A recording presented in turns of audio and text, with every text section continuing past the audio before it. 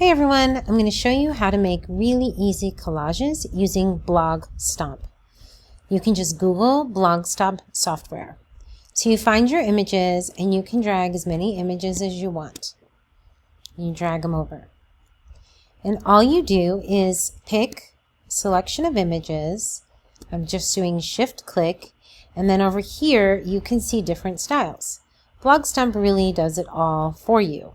You can go over here and you can change settings. You can add a border, and you can even change the width and the depth and the color of your border.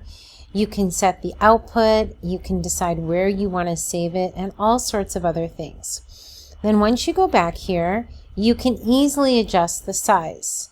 So you can come here and click on this little square and you can crop in.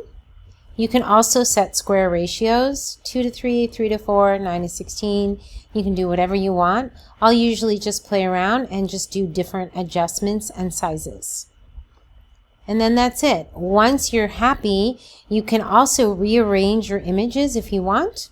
So if you want this image here or this image here, you just double click on this image and drag it over here. And that's how easy it is. Once you're done, you hit stop. Then I would come over here to my desktop where my folder is and see the final image.